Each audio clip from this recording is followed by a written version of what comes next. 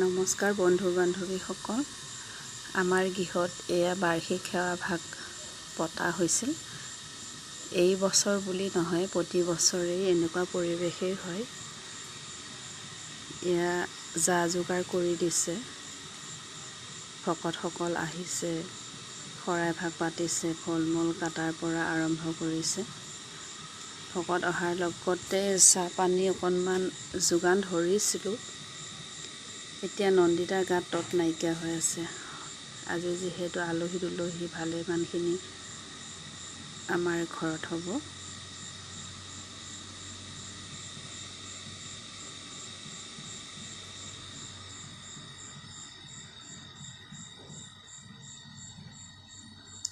আমাৰ পৰিয়ালটো যিহেতু বহুত ডাঙৰ, এয়া পৰিয়ালৰ জাসকল, আমাৰ বাইদেউ, এয়া মোৰ ভাইটি, সকলোৱে যিহেতু সিদ্ধ প্ৰসাদ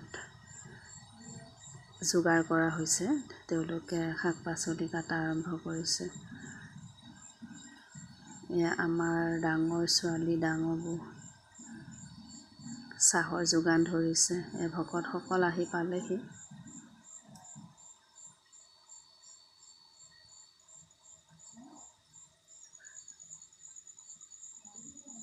চাহ পানী খোৱাৰ লগতে ভকতসকলক জা জলপান খুৱাই লোৱা হৈছে।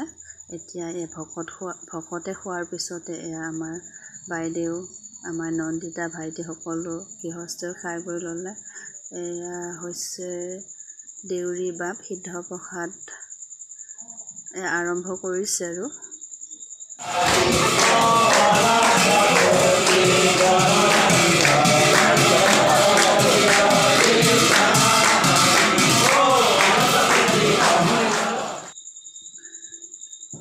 অকণমান পিছতে এয়া ভাগিন ছোৱালী, বাইদেউ, ভিনদেউ সকলো ঘৰ ভৰি পৰিছে। সকলোৰে মুখত হাঁহি। আজিৰ দিনটো এনেকুৱা পবিত্ৰ দিন, যিহেতু সকামখন পাতিলে গৃহত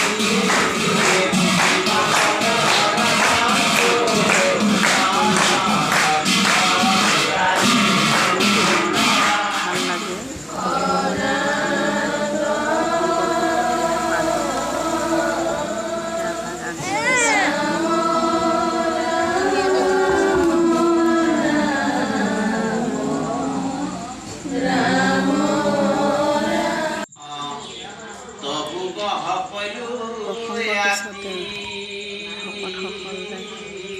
পাঠ আৰম্ভ কৰিছে। যেন পাইবে খোজে যুগ আৰম্ভিয়া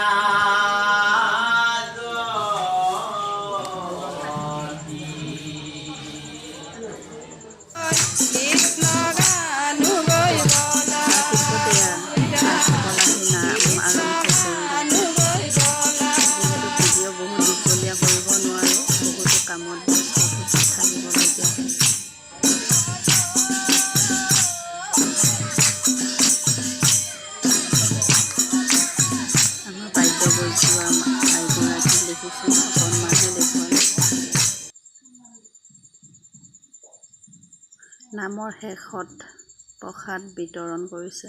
ভকতসকলে সকলো কাম ইমান ধুনীয়াকৈ আগবঢ়াই নিছে। এয়া সিদ্ধ প্ৰসাদ আৰম্ভণি। ৰুমৰ ভিতৰৰ পৰা চোতাললৈকে